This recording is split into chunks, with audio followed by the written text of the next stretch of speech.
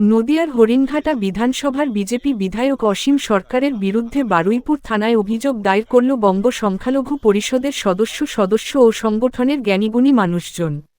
উপস্থিত ছিলেন সংগঠনের এক্সিকিউটিভ কমিটির বরিষ্ঠ কর্মকর্তা মণ্ডলীর মধ্যে সভাপতি মাওলানা মুজাফফর হোসেন মোল্লা, অ্যাডভোকেট আনিসুর রহমান সাহেব, আব্দুর রহমান সাহেব, মাওলানা নুরুল ইসলাম সাহেব, বঙ্গীয় সংখ্যালঘু পরিষদের সাধারণ সম্পাদক প্রফেসর ড জাহান আলী পুরকাইত, মারিয়া ঘরুই প্রমুখ। এসছে এই কারণে বঙ্গীয় সংখ্যালঘু পরিষদের পক্ষ থেকে আমরা আজকের এফআইআর দায়ের করলাম।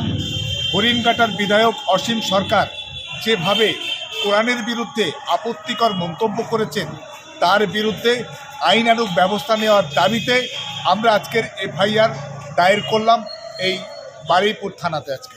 আচ্ছা, আপনি এখন বর্তমান মতামতটা জানান।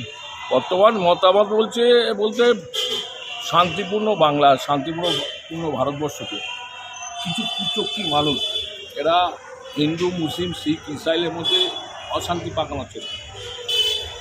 এই গত কয়েকদিন আগে অসীম সরকার যেভাবে কোরআনকে খুব ব্যাখ্যা করে, যেভাবে একটা সম্প্রদায়, মুসলিম সম্প্রদায়ের মনে আঘাত নিয়ে এসছে, তাতে যে সম্প্রীতি, যে ভালোবাসা, সেই সম্প্রীতি এবং ভালোবাসার উপর আঘাত নিয়ে আসে এই সাম্প্রদায়িক শক্তি, উগ্র মৌলবাদী শক্তি বিজেপি। তাই আমি অনুরোধ করব বর্তমান প্রশাসনের কাছে যে অবিলম্বে সাম্প্রদায়িক মৌলবাদী শক্তি যারা শান্তিপূর্ণ বাংলা তথা ভারতবর্ষকে অশান্তি পাকানোর চেষ্টা করছে, অবিলম্বে তাদের কারাবন্দী করা হোক। তাহলে আমাদের হিন্দু, মুসলিম, শিখ, ইসরায়েলের মধ্যে সম্পর্কটা অটুট থাকবে। সহ আরও অন্যান্যরা আমরা আজকের বারুইপুর থানাতে এসেছি। অসীম সরকার, এমএলএ অসীম সরকারের যে কোরআন, মুসলিম সম্পর্কে যে অবমাননাকর যে মন্তব্য, সেই মন্তব্যের প্রেক্ষিতে আমরা তার বিরুদ্ধে অভিযোগ জানিয়ে আমরা আজকের আসলাম।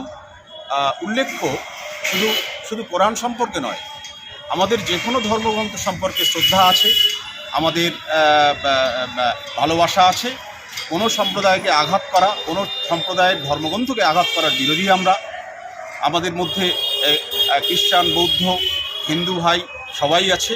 ফলে আমরা মূলত এখন কোরআন সম্পর্কে আমাদের যে অবমাননাকর মন্তব্য এসেছে, শুধু আজকের বলে নয়, আমরা আগামীতেও যদি কোনো ধর্ম সম্পর্কে, কোনো ধর্মগ্রন্থ সম্পর্কে এমন মন্তব্য হয়, নিশ্চিতভাবে আমরা আসবো।